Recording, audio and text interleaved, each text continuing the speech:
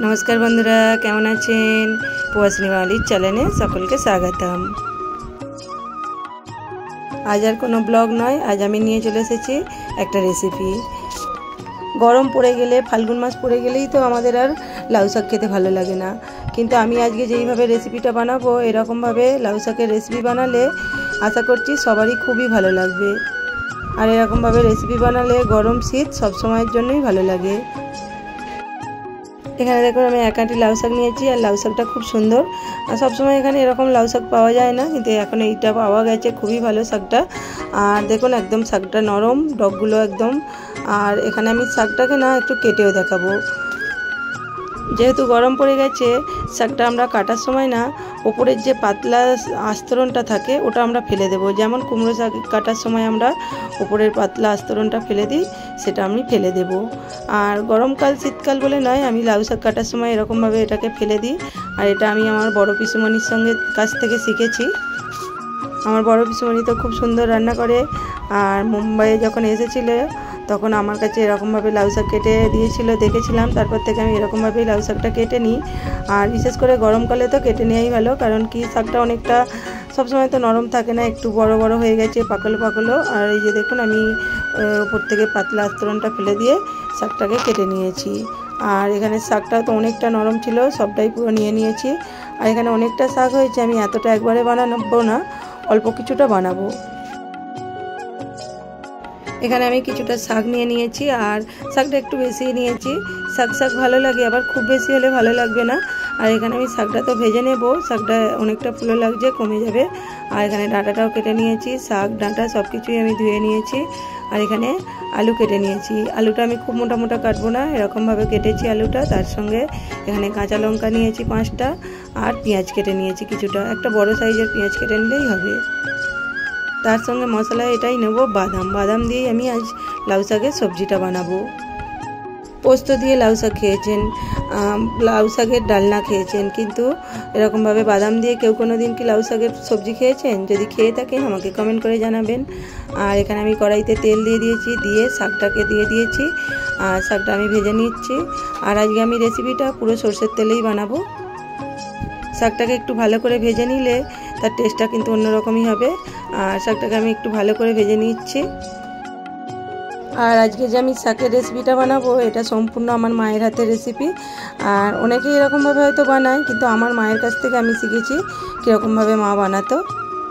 যদিও আমি বানালে আমার নিজেরই খুব ভালো লাগে এরকমভাবে বাদাম দিয়ে শাকের সবজি বানালে, কিন্তু আমার মায়ের হাতেরটা তো অপূর্ব স্বাদ। মায়ের মতো আমি কিন্তু এখনও পর্যন্ত বাদাম বাটার সবজি, বাদাম দিয়ে আমি অনেক কিছুই সবজি বানাই, কিন্তু মায়ের মতো এরকমভাবে বানাতে পারি না। আমি তো বাদাম দিয়ে, ঝিঙে দিয়ে বানাই, ভেন্ডি দিয়ে বানাই, লাউ শাক দিয়ে বানাই, কিন্তু মায়ের মতো স্বাদ কোনো দিনই আনতে পারিনি। আর এখানে শাকগুলো ভেজে আমি তুলে নিয়েছি। কড়াইতে আবারও সরষের তেল দিয়ে দিয়েছি। সরষের তেল দিয়ে আমি প্রথমে আলুগুলোকে একটু ভালো করে ভেজে নেব। আলুগুলোতে আমি কড়াই দিয়ে দিয়েছি, কড়াই দিয়ে আলুগুলোকে আমি বেশ ভালো মতো করে একটু ভেজে নেব। আলুটা আমি এদিকে ভাজতে দিয়েছি কড়াইতে, আর ভাজতে দিয়ে আমি ওদিকে মশলাটাও বানিয়ে নেব। মশলা বলতে আমি যে বাদামটা দেখিয়েছিলাম, বাদামটা আমি বেটে নেব। আর বাদামটা আমি সিলে করেই বাটবো, মিক্সিতেও বাটা যায়, কিন্তু সিলে করে টেস্টটা আলাদাই হয়। আর বাদামটা দেখুন আমি একবার বেটেছি, এরকম হয়েছে, আরও একবার বাটছি, আরও একবার বেটে নেব। একটু মিহি করে বাটলে বাদামটা খুব ভালো লাগে। আমি তো মায়ের কাছ থেকে শিখেছি বাদাম বেটে এরকমভাবে ভেজে সবজি বানানো। আমি অনেকের কাছে দেখেছি এই সবজিটা বানানো, অনেকে বাদাম না শুকনো খোলায় ভেজে নিয়ে সেটাকে গুঁড়িয়ে সেটা দিয়েও সবজি বানায়, আবার কেউ আবার হালকা ভাজে, কিন্তু আমার মা যেরকমভাবে ভেজে বানায় সেটাই আমি আপনাদের সঙ্গে শেয়ার করব। আর এখানে দেখুন আলুগুলো আমার লাল লাল করে ভাজা হয়ে গেছে, ওর মধ্যেই আমি ডাঁটাগুলো দিয়ে দেবো, দিয়ে একটু ভেজে নেব। এবার ওর মধ্যে আমি পেঁয়াজটাও তুলে দেবো, দিয়ে সব কিছু একটু ভালো করে ভেজে নেব। আর পেঁয়াজটা আমি ফোড়নের সময়তেও দিতে পারতাম, কিন্তু আমি আগেই দিয়ে দিলাম, ফোড়নের সময় দেবো না, এর সঙ্গে দিয়ে ভেজে নেব। আর কাঁচা লঙ্কাটাও দিয়ে দিলাম। আজকে আমি রেসিপিটা বানাচ্ছি স্পেশালি আমাদের ইউটিউব দিদিভাই টুম্পা দিদিভাইয়ের জন্য, আমাদের বান্ধবী। আর অনেকেই হয়তো চেনেন, যারা আমাদের সঙ্গে ইউটিউবে যুক্ত আছেন অনেকেই দিদিভাইকে চেনেন। আর দিদিভাইয়ের ভিডিও যারা দেখেন তারা তো জানেন দিদিভাইয়ের ছাদে কত লাউ শাক হয়েছে। আর লাউ শাকগুলো দেখলেই তো মনে হয় রান্না করে খাই। আর দিদিভাইকে আমি বলেছিলাম এরকমভাবে একদিন রেসিপি বানিয়ে খাবে, খুব ভালো লাগে। দিদিভাই বলেছিল একদিন রেসিপি বানিয়ে তুমি ছাড়বে, আমি দেখে রেসিপিটা বানাবো। আর এই রেসিপিটা আমি বানাচ্ছি স্পেশালি টুম্পা দিদিভাইকে দেখানোর জন্য। তার সঙ্গে আপনারাও দেখে নিন, আপনাদেরও যদি এই রেসিপিটা ভালো লাগে একবার বানিয়ে দেখতে পারেন। আশা করছি সবারই ভালো লাগবে। আর আমি যাদেরকে এই রেসিপিটা বানিয়ে খাইয়েছি এখনও পর্যন্ত কেউ কোনো দিন বলেনি যে রেসিপিটা খারাপ, সবাই বলেছে রেসিপিটা খুব সুন্দর। আর আমার পাশে এক বৌদি থাকতো, বৌদি আমার মা যখন এসেছিল, মানে লাউ শাক দিয়ে নয়, মা ভেন্ডি দিয়ে বানিয়েছিল, আমাকে বলতো তুমি তো ভালো বানাও, এই রেসিপিটা খেলে আমার তো খুবই ভালো লাগে, কিন্তু মাসিমা যে বানিয়েছেন মাসিমারটা তোমার থেকে অনেক সুন্দর স্বাদ।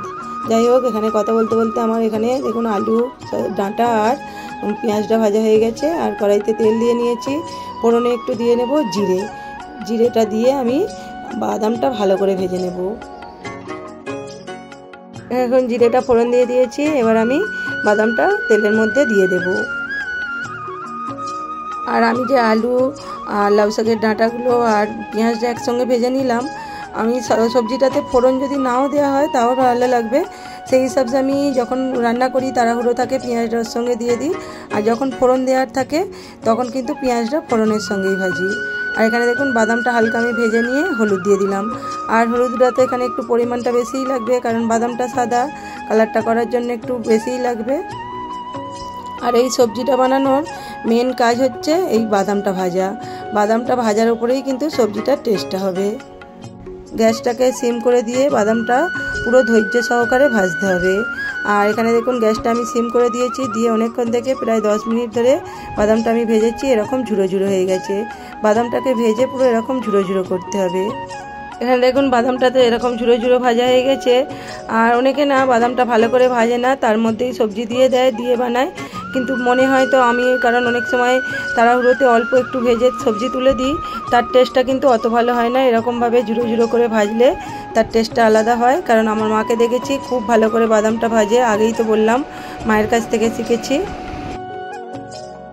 বাদামটা তো আমার বেশ ঝুড়ো ঝুড়ো করে ভাজা হয়ে গেছে। ওর মধ্যে আমি পেঁয়াজ, আলু আর ডাঁটাটা ভেজে রাখা যে সবজিগুলো ওগুলো তুলে দিলাম, দিয়ে আমি ভালো করে আবারও কিছুক্ষণ কষিয়ে নেব।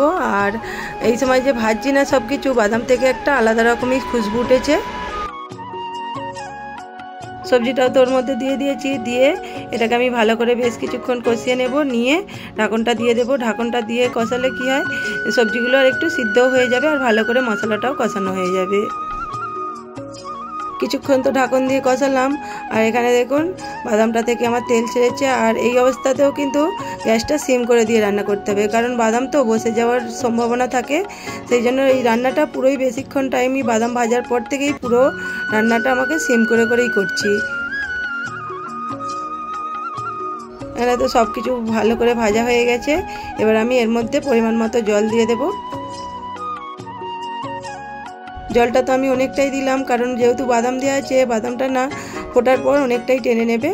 আর এখানে আমি পরিমাণ মতো নুনও দিয়ে দেব, দিয়ে আমি সবজিটাকে ঢাকন দিয়ে সিদ্ধ করে নেব। কিন্তু জলটা যখন ফুটে যাবে, ফুটে যাওয়ার পর গ্যাসটা কিন্তু ওই অবস্থাতেও আমি সিম করে দেব।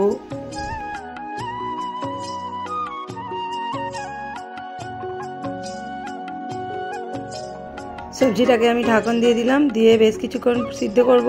কিন্তু বীজখানে একবার করে খুলে দেখে নেব, কারণ বাদাম তো নিচে বসে যাওয়ার সম্ভাবনা থাকে, তাই বীজখানে একবার করে খুলে দেখে নেব। কিছুক্ষণ সিদ্ধ করার পর তো ঢাকনটা খুলে দেখলাম, দেখুন আলুগুলো অনেকটাই সিদ্ধ হয়ে গেছে। আর জলটা তো এখন অনেকটা আছে, আবারও ঢাকনটা দিয়ে দেব।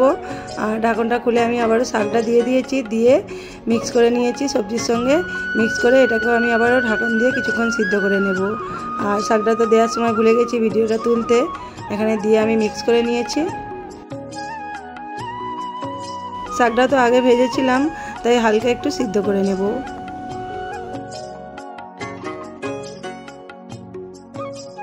ঢাকন দিয়ে তো শাকটাকে সিদ্ধ করে নিয়েছি। সব কিছুই সিদ্ধ হয়ে গেছে, জলটা একটু আছে, হালকা একটু মেরে নেব। আর দেখুন সবজিটা আমার হয়ে গেছে, আর কালারটাও খুব সুন্দর এসছে। আর এই সবজিটা করলে বাদামের যে একটা খুশবু সেটাও উঠছে, খুব ভালো লাগছে। আর সবজিটা খেতেও কিন্তু খুব সুন্দর লাগে।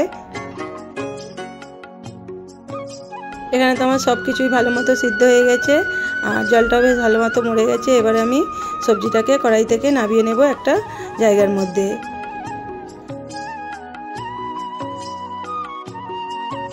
সবজিটা তো আমি নামিয়ে নিয়েছি, নামিয়ে নিয়ে কড়াইটা ধুয়ে নিয়ে আবারও কড়াইতে সরষের তেল আর 5 ফোড়ন আর শুকনো লঙ্কা ফোড়ন দিয়ে দিলাম। আর আজকে সবজিটা তো আমি পুরোটাই সরষের তেলেই বানালাম। আর এবার ওর মধ্যে যে সবজিটা করে রেখেছিলাম ফোড়নটা দিয়ে নেব। এখন তো ফাল্গুন মাস, একটু গরমও পড়ে গেছে, লাউ শাক খেতে অত ভালো লাগে না, কিন্তু এরকমভাবে যদি লাউ শাকটা বানানো হয় আশা করছি খুবই ভালো লাগবে। আর আমার রেসিপিটা যদি আপনাদের ভালো লাগে এরকমভাবে একদিন বাড়িতে বানিয়ে দেখবেন। আর এখানে দেখুন সবজিটার মধ্যে ফোড়নটাও দিয়ে নিয়েছি, শুকনো শুকনো হয়ে গেছে, সবজিটাকে নামিয়ে নিয়েছি। দেখুন কালারটাও খুব সুন্দর এসছে। আর আজকে সবজিটা যদি ভালো লাগে লাইক কমেন্ট করে দেবেন। চলুন সকলে ভালো থাকবেন, সুস্থ থাকবেন, সাবধানে থাকবেন। আর আজকের রেসিপিটা যদি ভালো লাগে লাইক কমেন্ট করে দেবেন। আবার দেখা হবে নতুন একটা ব্লগ ভিডিও, নয়তো নতুন একটা রেসিপির সঙ্গে।